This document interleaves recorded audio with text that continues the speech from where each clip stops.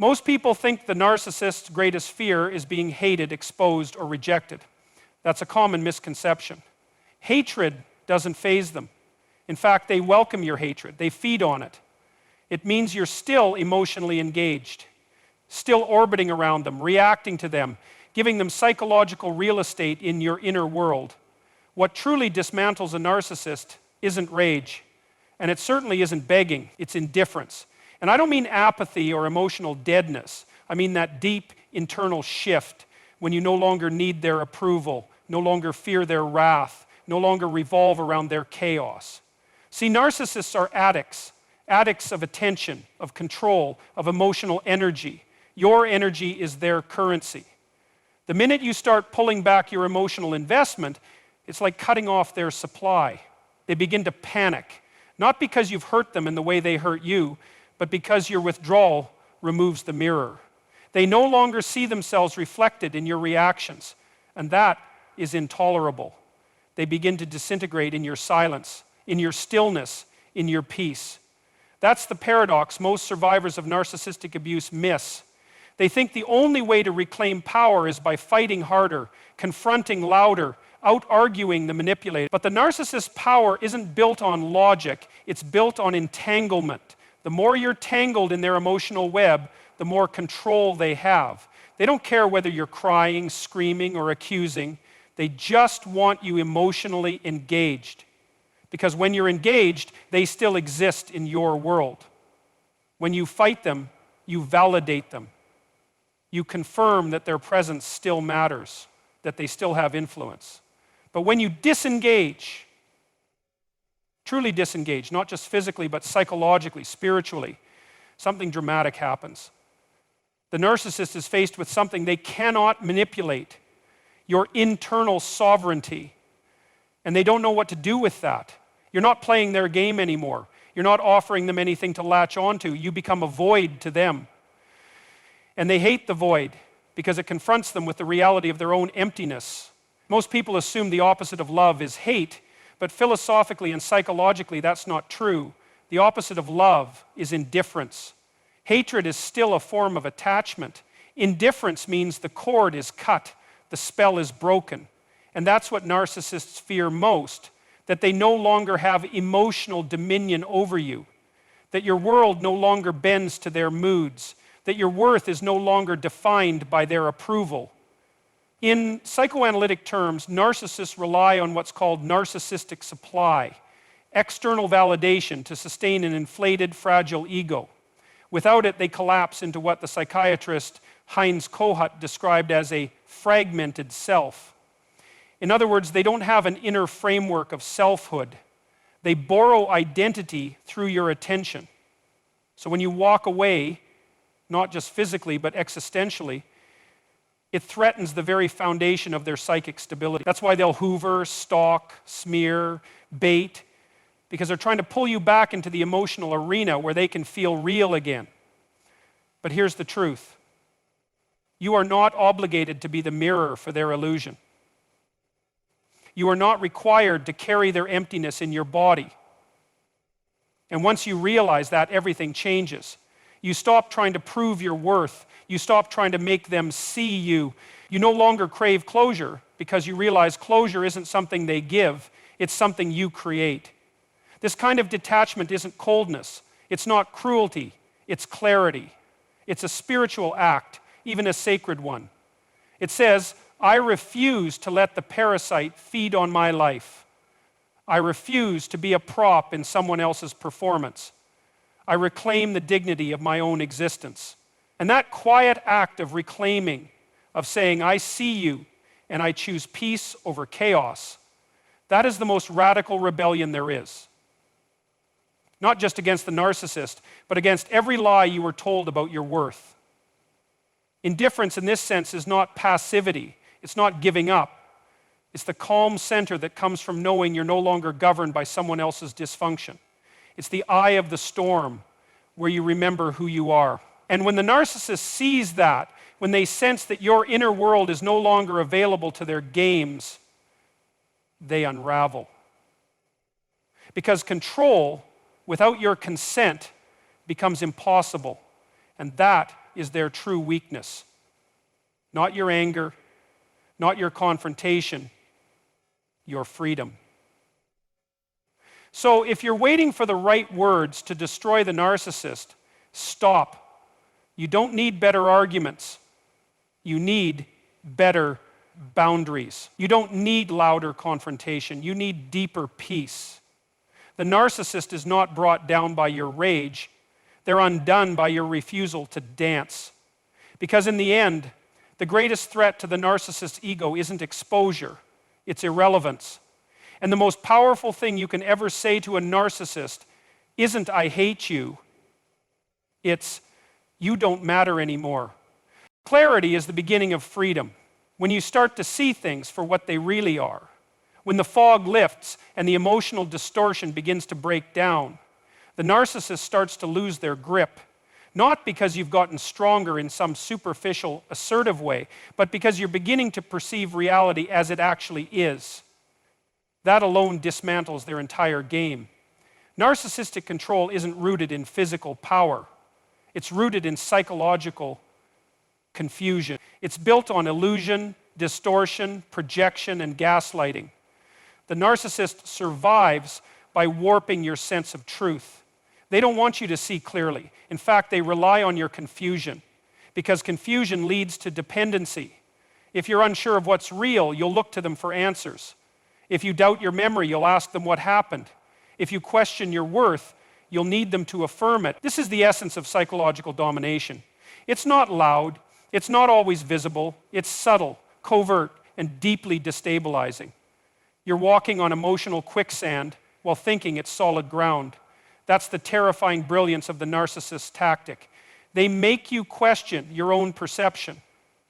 And if they can do that, they don't need to physically control you. You'll control yourself for them. But something profound happens when you start to see through the game. When you start to ask, is this real? Is this who I am? Does this even make sense? That's the beginning of inner revolution. Because clarity, once it arrives, is unstoppable. You begin to connect dots that never seem to align. You realize the argument didn't make sense, not because you failed to understand it, but because it was never meant to make sense. It was meant to disorient. You realize the love you were given came with conditions, that the praise was manipulative, that the blame was projected, that the misunderstandings were intentional, engineered to keep you off balance. And once you see that, once you name it, it's like a spell is broken. Naming abuse is the first step to disarming it. Narcissists don't want to be seen. They want to be worshipped, obeyed, feared, but not understood. Because the moment they're understood, the illusion shatters. That's why they react so violently, not always physically, but emotionally, when you start speaking truth. When you begin naming patterns, when you calmly say, that's not what happened. When you refuse to back down from your version of reality, that terrifies them. Not because you're being cruel, but because you're becoming clear. You're no longer lost in the fog, and they can't operate without the fog.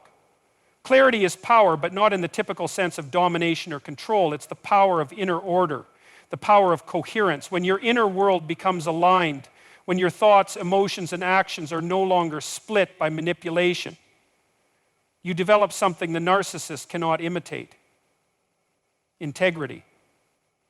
And integrity is immune to coercion. You can't be twisted by guilt if you no longer carry false shame. You can't be baited by flattery if you no longer need external validation. You can't be intimidated by withdrawal if you no longer fear abandonment. This is the internal architecture of freedom. And that freedom is a direct threat to the narcissist, because they depend on your inner fragmentation to maintain their illusion of control. When you become whole, they lose access. When you stand in truth, they lose leverage. And when you speak clearly, they have no cover. They are exposed. It's not just that you see them differently, you start to see yourself differently. You begin to recognize the lies you've internalized.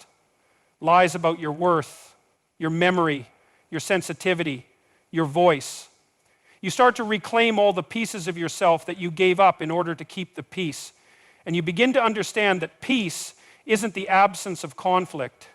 It's the presence of clarity. There's a kind of emotional warfare that the narcissist engages in.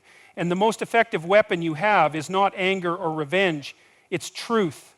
It's seeing things as they are, not as you were told they were. The moment you stop explaining yourself, stop trying to prove your goodness, stop trying to earn back something that was never love in the first place, you become untouchable. Not invulnerable, but untouchable in the way that matters. They can still try to provoke you, but your soul is no longer accessible to their manipulation. And that's what terrifies them the most.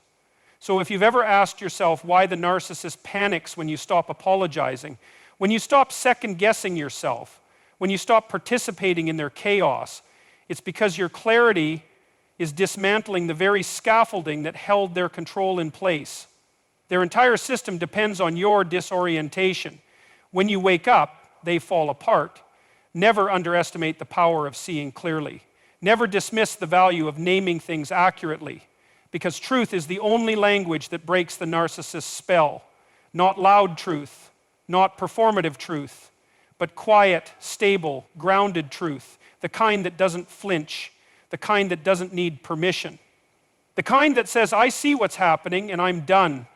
So remember this, when you stop needing them to validate your reality, their illusion dies in the light of your truth.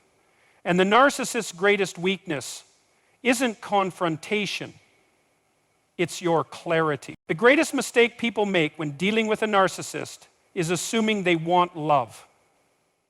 That if you can just love them more purely, more sacrificially, more patiently, they'll finally soften. That if you give them enough compassion, they'll see the light. But the hard truth, psychologically and spiritually, is this. Narcissists don't want love. They crave worship. And the difference between the two is enormous. Love involves reciprocity, vulnerability, and truth. It demands honesty. Real love sees the other as a whole person, flawed, sacred, autonomous. But narcissists aren't looking for a relationship of equals. They're looking for a reflection, a mirror. They don't want to know you. They want to be adored by you, unconditionally. And if you stop playing that role, if you start asserting your needs, setting boundaries, disagreeing with their narrative, you stop being useful. Suddenly, you're no longer a source of supply. You become a threat. It's important to understand this because many victims of narcissistic abuse beat themselves up with the idea that they weren't kind enough, forgiving enough, graceful enough. But this isn't about your lack. It's about their inner emptiness. You cannot love someone into wholeness when they are invested in being worshipped, not healed.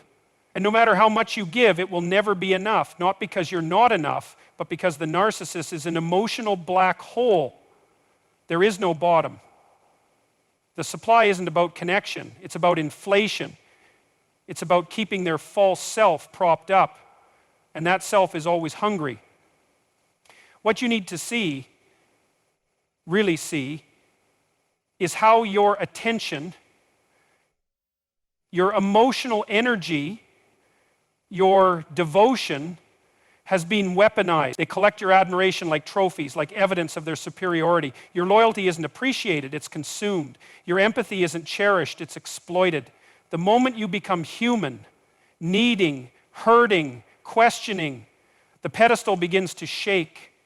And they don't want a partner who reflects reality. They want a mirror that reflects fantasy. Here's the paradox. The more you diminish yourself to keep them satisfied, the more they despise you. Because somewhere, deep down, they know they're feeding off your light. They know their sense of power is artificial, borrowed. And borrowed power breeds contempt.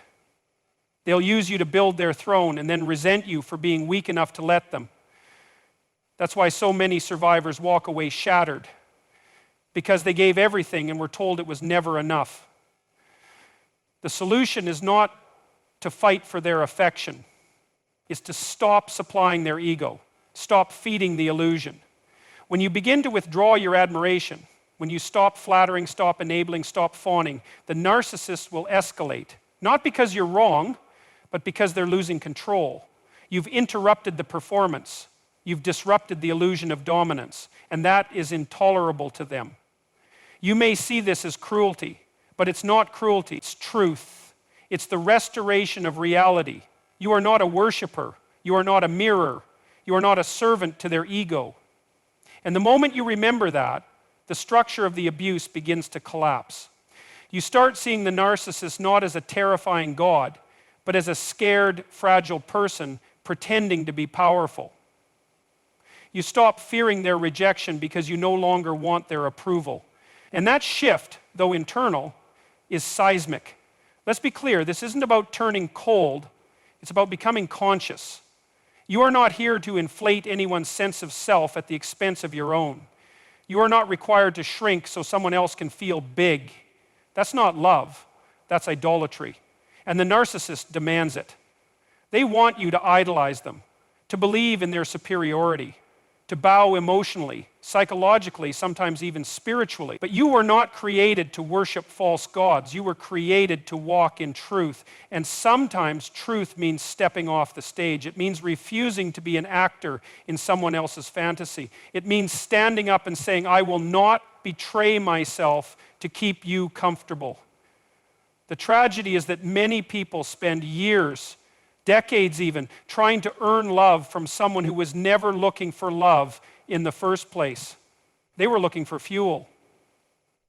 And when you stop being fuel, they discard you or they rage. Either way, the mask comes off. And that's when the real healing can begin, because you were never the problem. Your kindness was not the issue. Your sensitivity was not the flaw. What failed was not your heart, but the premise that the narcissist wanted a heart in the first place. They didn't. They wanted a mirror. And when you cracked, they couldn't stand the reflection anymore. So stop trying to be enough for someone who only sees you as a tool. Stop trying to win over someone who needs you to stay small. Start reclaiming your voice. Start withdrawing your worship. Start building your life outside of their illusion. And remember this, the moment you stop feeding their ego, you start feeding your soul. Let that be your revolution. There's a fundamental truth that gets lost in the chaos of narcissistic abuse, and it's this: you are not powerless. It feels that way, of course. Narcissistic dynamics are designed to make you feel small, confused, dependent. But that feeling isn't the truth. It's the result of sustained psychological erosion.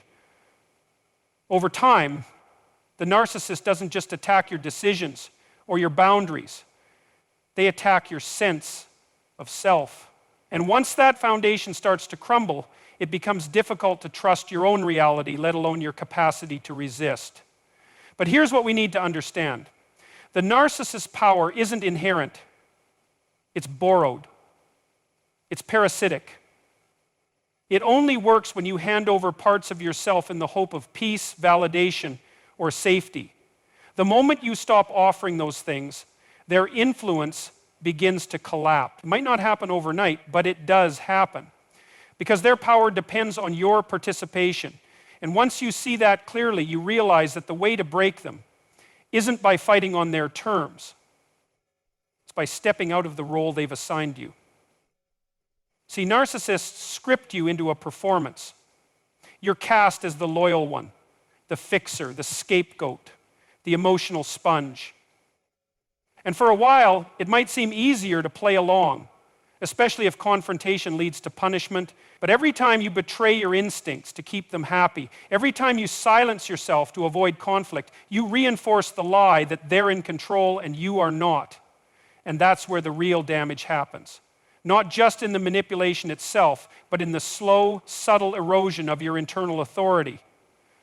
But here's the paradox.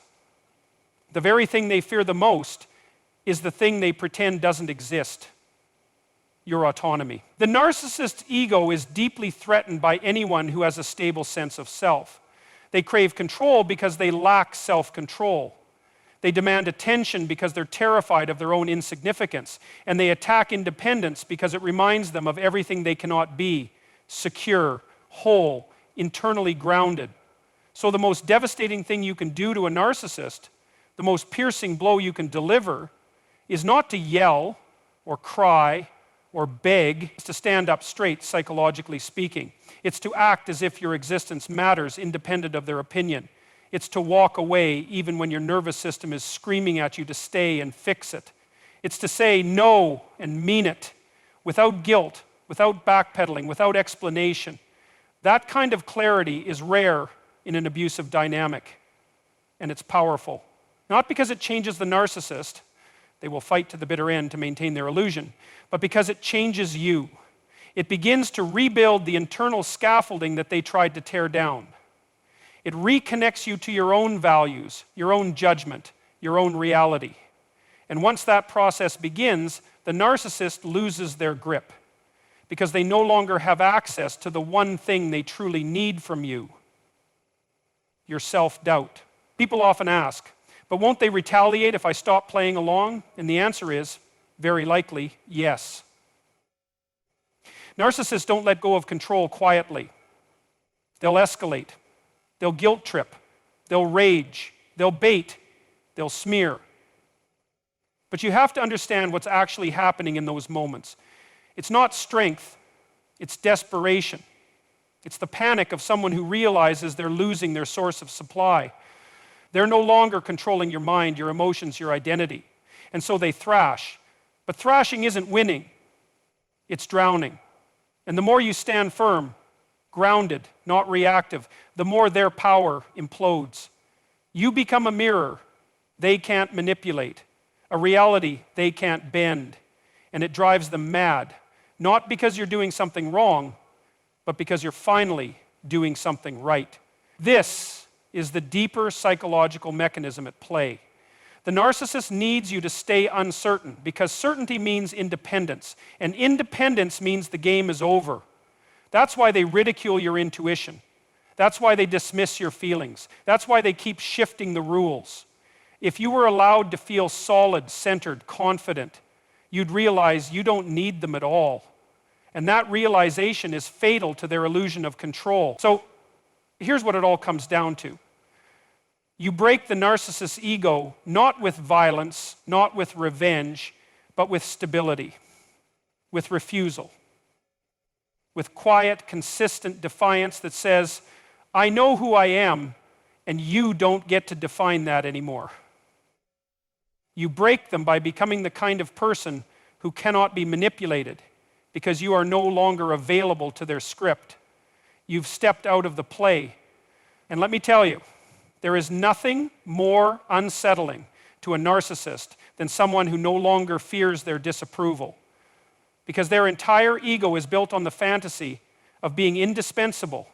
When you stop believing that fantasy, you break the cycle, not just for them, but for you. So remember this: you don't beat a narcissist by proving them wrong. You beat them by refusing to live under their spell. And the moment you return to yourself, the illusion dies. It's an uncomfortable truth, but a necessary one.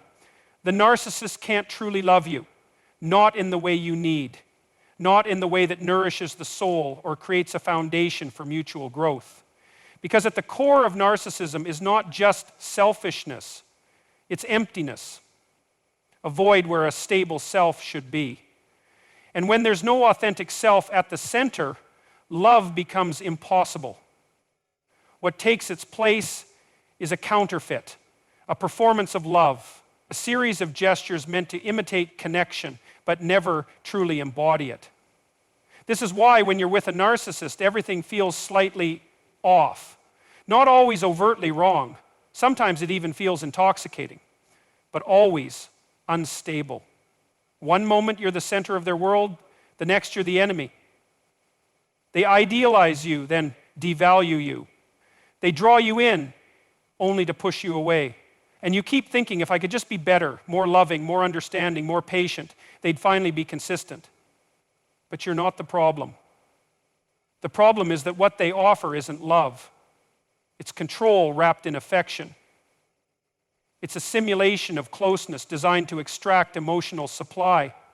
When they flatter you, it's not because they see your soul, it's because they see your usefulness. When they shower you with attention, it's not because they want intimacy, it's because they want influence. You're not being loved, you're being leveraged. And it's incredibly hard to accept that, because it means letting go of the fantasy, the hope that if you love them enough, if you hold on long enough, they'll change. That underneath the manipulation, there's a good person who just needs healing. But the truth is, healing requires awareness. It requires humility. It requires accountability. And narcissists, by definition, lack all three. Their self-impune is so fragile, so dependent on being seen as superior, that admitting fault feels like annihilation to them. They can't afford to be wrong. They can't bear to be vulnerable. So they rewrite reality to protect their false self. They deny, deflect, project. They fix ideal. They diminish others. They compare themselves to brilliant suns. They're terrorizing faults codified in their spirit as something to be defined, to be asserted. They diminish others. They compare themselves to brilliant suns. They can only manage the lie that they can love nobody, that they would rather be dead than to live. And if they can't, and the more you challenge that illusion, the more dangerous you become. Not because you've hurt them, but because you've seen them, and they can't risk being truly seen. That's the paradox. You think love will heal them, but love threatens them. Because real love requires exposure. It requires being known. And narcissists are terrified of being known because they don't really know themselves. They've built a mask so carefully, so obsessively, that any attempt to remove it feels like psychological death. So where does that leave you? It leaves you with a choice. You can continue trying to love someone who is fundamentally closed to love, pouring yourself into a void and calling it devotion. Or you can begin to love yourself enough to step away from the illusion.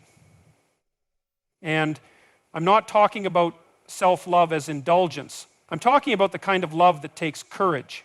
The kind that says, I refuse to betray my own soul to stay in a relationship that feeds on my light and gives nothing back. That decision, while excruciating, is a turning point.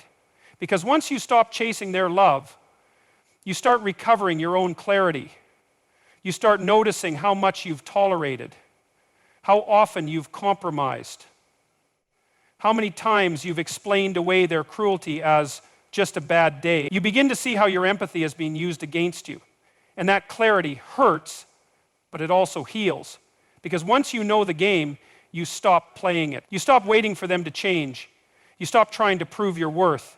You realize that love is not something that should cost you your identity, and you begin to reclaim your power, not by becoming hardened or bitter, but by becoming wise. And this wisdom is costly. It often comes after years of psychological warfare, after countless moments of self-doubt, after you've lost pieces of yourself trying to make sense of the madness. But in that pain, there's a kind of rebirth. You start to recognize the difference between intensity and intimacy, between chaos and passion, between being chosen and being used. The narcissist doesn't love you, but that doesn't mean you are unlovable. It doesn't mean you're broken. It means you gave your heart to someone who couldn't receive it. And now the task is not to keep giving, it's to reclaim, to rebuild, to return to yourself. That's the work. Not revenge, not hatred, just clarity, just truth, just the slow, steady process of coming home to your own mind and spirit. Because that's what the narcissist fears most. Not your rage, not your silence, but your freedom. Your refusal to need their love anymore. So if you're still hoping they'll change, still holding out for the day they finally love you the way you love them, understand this: that day may never come. And your life is too precious to wait for someone else to become whole.